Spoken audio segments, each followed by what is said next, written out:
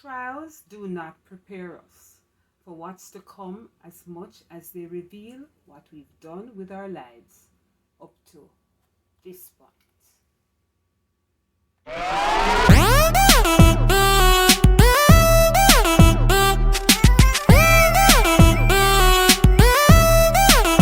Check it out.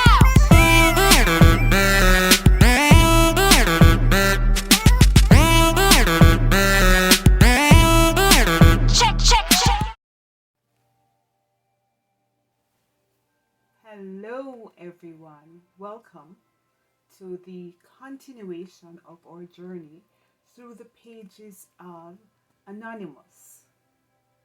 And this is our reference, Anonymous by Alicia Britt Chole. And this is the book that we are traversing as we learn some more about the life of Christ and how his hidden years and ours might very well have some parallels, and we learn some very important lessons. So for those of us who have moved from the stage of recognition to anonymity, for whatever reason, perhaps you changed your environment or you just moved on into another stage of life, and with that comes a certain level of people not really knowing you, like those with whom you grew up or those persons with whom you have formed a close association over the years, and now all of that is gone. So we are going through the pages of this book because there is a lot in common with our hidden years and the hidden years of Christ. So where we left off the last time was on the note that said the trials that we're encountering do not prepare us for what's to come as much as they reveal what we've done with our lives up to this point. So what you're doing or what you're experiencing today has been impacted by decisions that you made yesterday. And similarly, the decisions that you're making today, because within the next 24 hours or so, this today becomes part of your history. Yesterday is a part of your history, and today doesn't last for very long. 24 hours and today becomes history. So what you're doing today will impact what you will do in your future. But right now, how you deal with your situation is largely dependent on how you dealt with things in the past. So let us continue.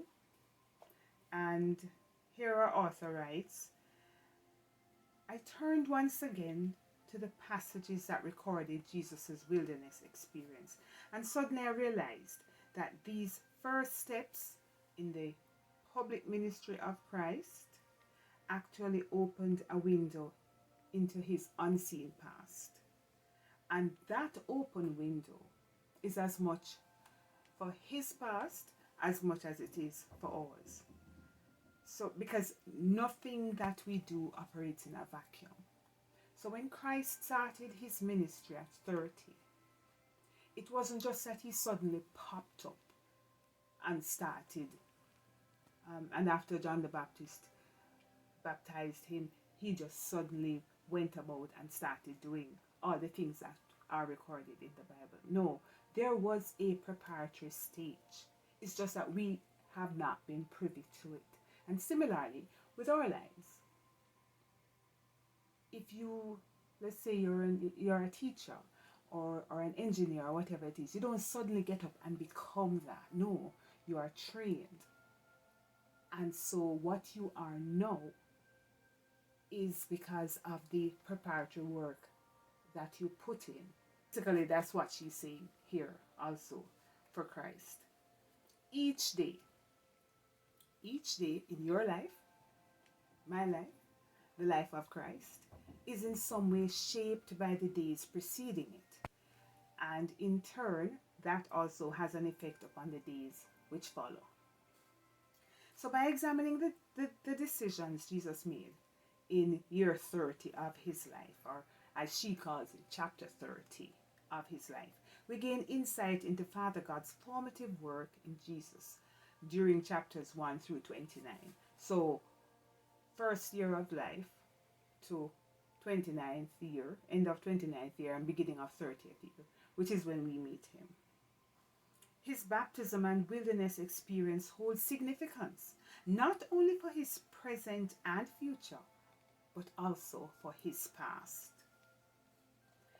Because the strongest influences on the decisions Jesus made in the desert were the choices he had been making before the desert. So, in hidden places, over hidden years, Jesus' choices clustered and created momentum that is revealed through the decisions he made in his public ministry. So his first 3 decades were mostly unrecorded, but they were not uneventful. So pause right there.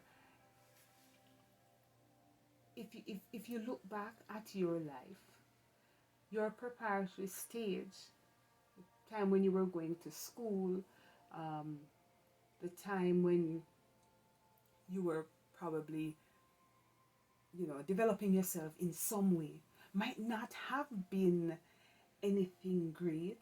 It might not have drawn or caught anyone's attention. But for you, it was important and it had to be done. Because if you didn't put in the work then you wouldn't be able to do all the things that you are able to do now. So the unrecorded phases of our lives, unrecorded but not necessarily uneventful. And it can't be uneventful because you are putting in the work. And that in and of itself can be eventful. The fact that you don't go around and tell everybody what you're doing, the fact that you are even now at this stage planning, putting things in place, making right investments that will bear some fruit in the future, would suggest that it's unrecorded, but it's not uneventful. By examining the first decisions and experiences of Jesus in his celebrated public ministry, we will begin to recognize the riches Father God planted in him and seek to plant in us. So when you're going through this unrecorded but not uneventful phase of your life, when you are learning and growing and developing, God is actually seeking to communicate with you, communicate with me, and plant certain things in our psyche, in our hearts, so that we can go out now at some point and do that which he requires of us. So while he's doing that, while he seeks to plant in us, and same as how he planted in Christ, those anonymous, uncelebrated seasons of hiddenness that we like to fight and we like to complain about, and we like to say, oh, nothing is happening, but things are happening, and half of the time we're not even aware of them. But the mere fact that we are doing and we are working and when I say working, I don't necessarily mean a job, but you're doing whatever it is that is required to draw you maybe closer to Christ, or to take stock of yourself. That, like I spoke about in the last time, the man in the mirror moment. So, or moments for some of us. So those episodes in our lives are important. She relates this exposure that she had when she was in Asia and she went to this restaurant. And it's very interesting, at least I found it very interesting, because she made a comparison between the American restaurant versus this Asian restaurant, because she spent some time in China. So she says here, Chinese banquets are more like journeys than meals. I've never thought of of a banquet as being a journey, but no, she has really made me think twice. So Chinese banquets are more like journeys than meals. The experience, and this is the night when she went out, so the experience that night unfolded slowly over several hours as course after course of what ultimately became a 12-course meal was presented at our large, round, rotating table. Now, can you imagine a 12-course meal? 12 courses? And guess what? You can go to a 12-course meal. You can. But here, how do you do that? One bite at a time. And it means that you can't be packing up your plate in the earlier courses, because you have to make speed. Back home in Texas, normally the first course of a restaurant was a bright bowl of chips and salsa. The chips and salsas and whatever it is that they serve at your restaurant were just fillers. And usually, you know, it's almost like the person who serves, or who prepares rather, your chips and your salsa is probably the rookie in the kitchen. This is not the top chef, definitely. So chips and salsa, fillers, something to get past, to get through, to get on with the main course that was not there yet. Stay with me, because this is critical. So we have the fillers, and in this case, fillers, chips and salsa. What she said about the chips and salsa? Fillers, something for you to get past, something to get through, to get on with the main course. Isn't that like how we see our lives? Isn't that just how we think of our lives? The phases that we're not comfortable with, the phases that we struggle through, and we just want to just rush through those phases. But in rushing through those phases, we miss the lesson. You miss the lesson that you need to learn through those phases. Because those phases are not just by mistake, and it's not a buck up, it's not a happenstance thing. No, God doesn't work with happenstance. There, and you know, I will say there's method in my madness. Well, trust me, there is a method to God's madness. Okay? He's going somewhere with it. He's getting somewhere with it. But you just have to stay the course. Then perhaps, she goes on to say, then perhaps course number 2 would be a salad. And if you're lucky, then the salad is nice and fresh. If not so much, then yeah, you might find some brown leaves in there, and some, you know, you look at it and you say, this isn't exactly fresh. Again, something to get past, to get through, to get on with, because you want to get to the main course. All right. But you know the main course, not there yet, but you know it's coming. So anticipation. But before you get to it, you have to go through all of this.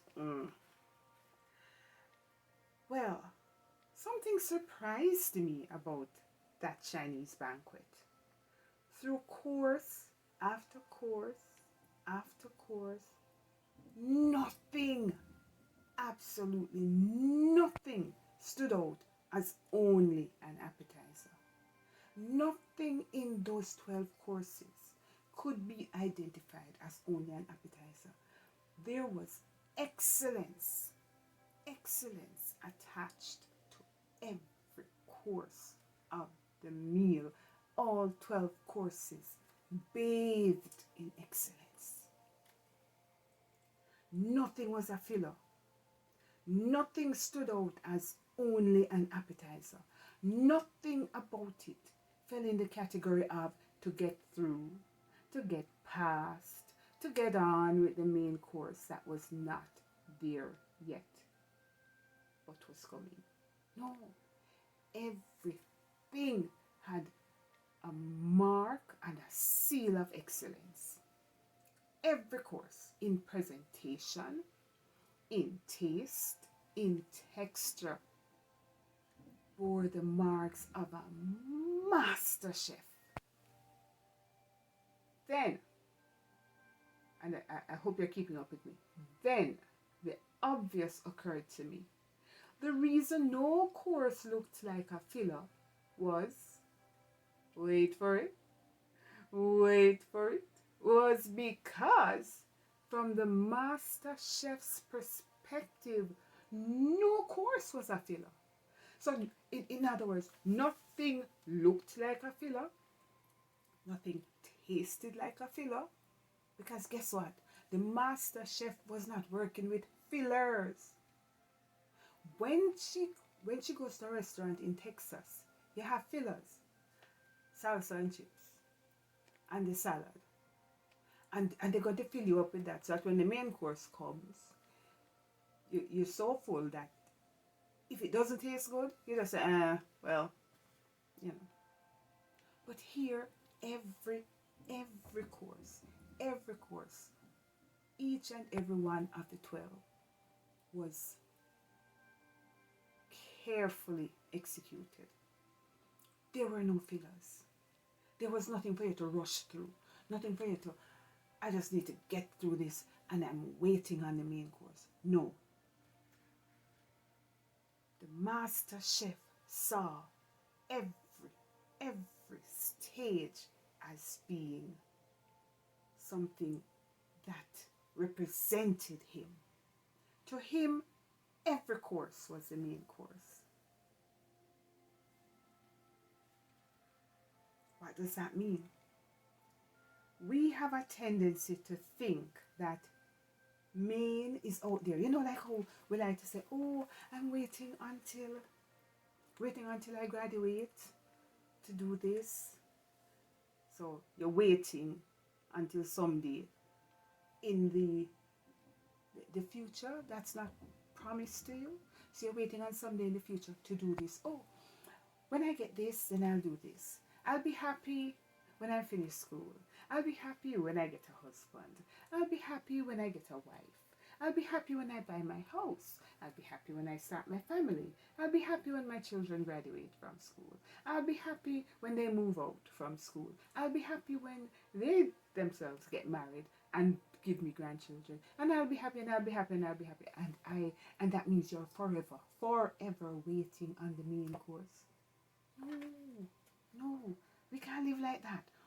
So this tendency of ours to think that the main course is somewhere out there, somewhere in the elusive future, that many of us never ever get to for one reason or another, because hey, you don't know if you're going to be on the wake up list for the next day. So we put our main on hold, because main is always out there. It's never now. And what she's saying is, based on what she experienced in this Chinese restaurant, main was here and now. Everything was main. Nothing was to fill you up. No fillers. Everything is main. Look into your lives now and see what are the things that we have in our lives that we are giving the status of fillers. How many fillers do you have in your life? And how many years have you been using fillers instead of experiencing everything and every aspect and every phase of your life as being a main phase? Instead of putting main on hold, waiting for it to appear until after we finish our education and she goes through all the things that I just said, about your education, getting married, your dream job, starting a family, etc., etc. Or we resolve that conflict, or when we complete that task, or when we get out of debt. As for that one, some of us are going to die in debt. Just accept it and move on. Just accept it. There are some debts that you are going to die and leave behind, and that's just the way life is. Don't sweat it. In moments, she says, when I am tempted to treat this gift called time, as though it were some unfortunate filler, I hear a gentle whisper from God in my soul. And the whisper she hears says, child, I am the God who wastes no man's time. To me, every course in your life is mean. And it is important that we look at life like that. Every course in your life, every phase in your life, the phase you're in now is a main course.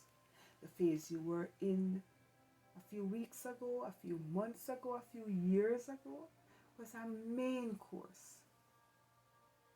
If you're looking at where you're at now and saying, oh, but things aren't going the way I want them to go, it is still a main course. And when you look back at the phase in your life when you knew everybody and everybody knew you and you were one big happy family, that was a main course. And all these things that you're waiting on to happen before you can enjoy the main course, madness. Absolute, total, complete madness. This is your main course. God doesn't waste our time. God doesn't waste your time. God doesn't waste my time. We are wasting our own time, hoping for something that we might never ever have. So let us look at the here and now. Enjoy the now. And even if you can't enjoy it, because life happens. So even if you can't enjoy it, understand that it is for a purpose. Even if you're not enjoying it, it's for a purpose.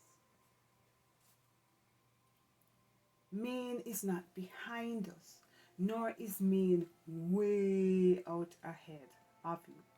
To our God, this course, call it what you will, call it a transition, further studies, unexpected illness, financial crisis, grief, or a desert, is as full of potential as any course ever has been and any course ever will be.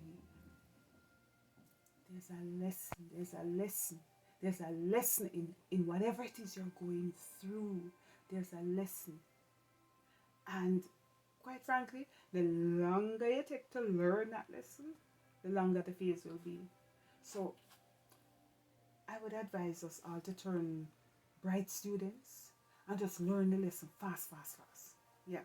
So every course, and certainly every day, is a gift from God. Enjoy it while it's hot. So if you get up tomorrow, don't put off what you can do tomorrow. Do all that you can do in any given day. And understand that it's not a day to be wasted. Because whether you believe it or not, somebody, somewhere, is not going to make it into the next day.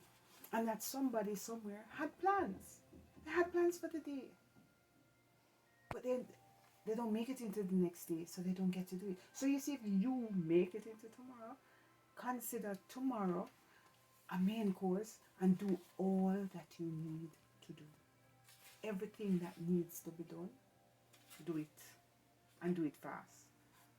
Nazareth was an agricultural community, was filled with a small population, actually at the time fewer than 2,000 souls, and it was situated just outside a busy trade route from Damascus to Egypt. So it's right there. It's just right there between the hustle and the bustle, and yet nobody really paid it any great amount of attention. Sounds like your life, eh? You're caught in the middle of everybody's excitement, and everybody is moving and going, and in your eyes achieving and getting on with their lives and doing things and building, and yours just screech to a halt. Stay with me.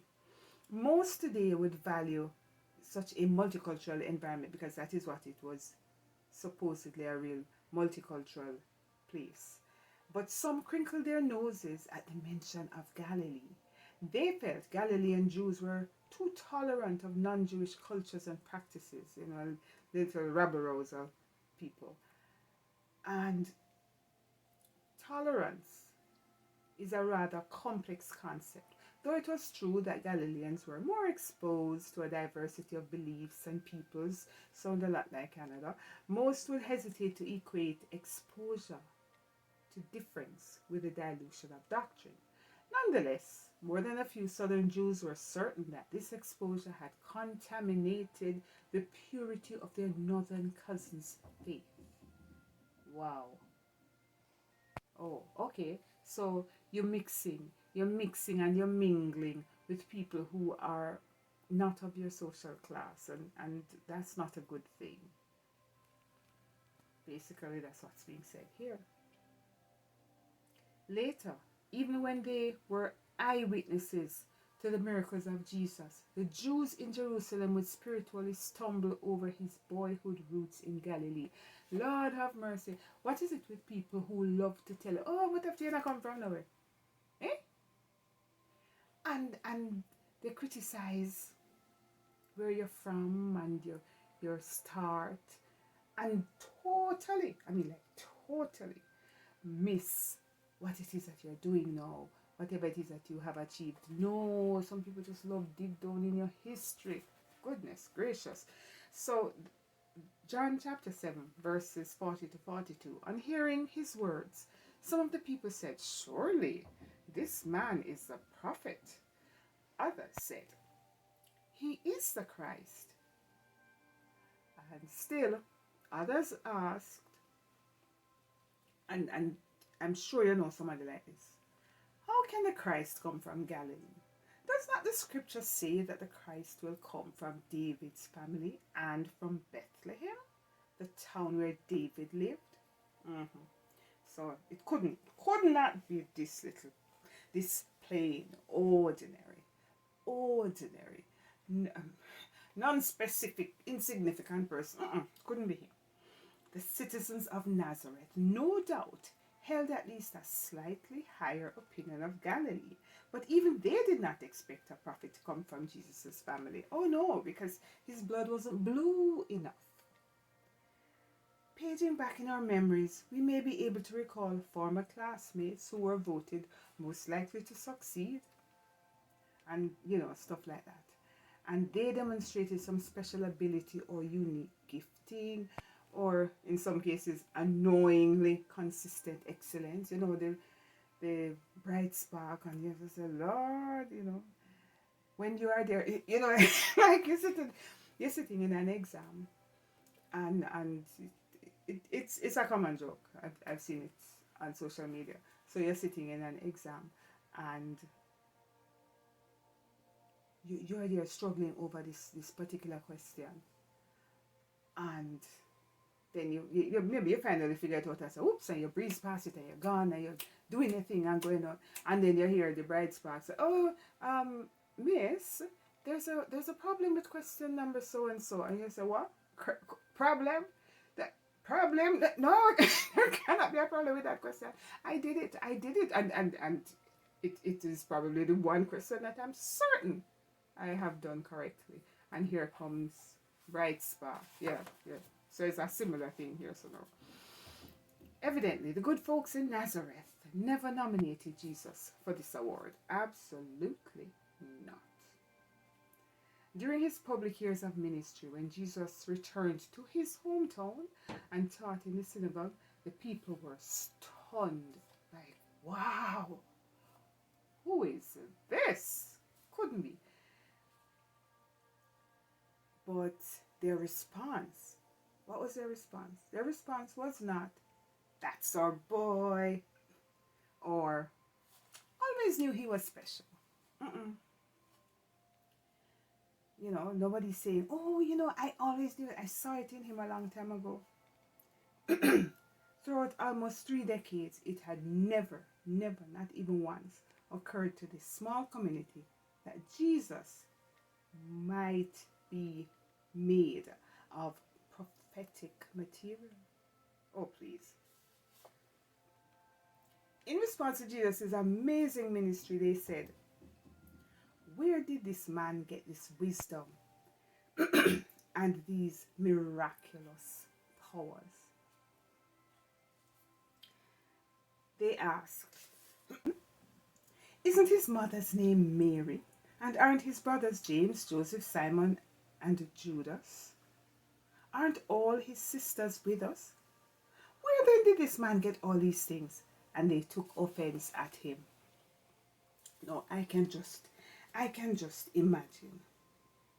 I can just imagine how they discussed him and how they just yap, and tore his past to pieces. So can you imagine? You have the little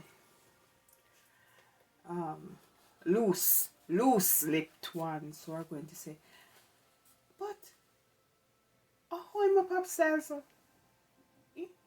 How am I pop salsa? You remember, did you hear the story about his mother?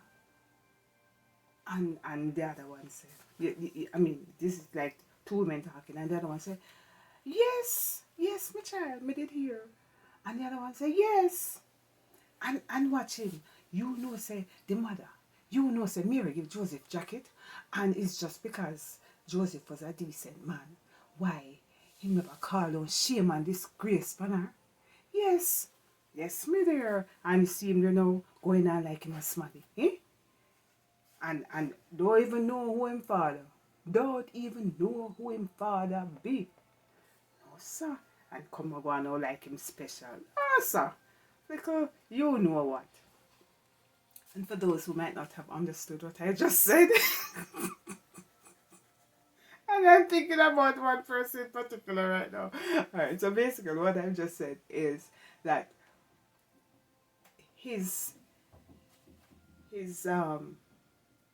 the paternal his paternity, I guess that's what you would call it, was being questioned, you know, and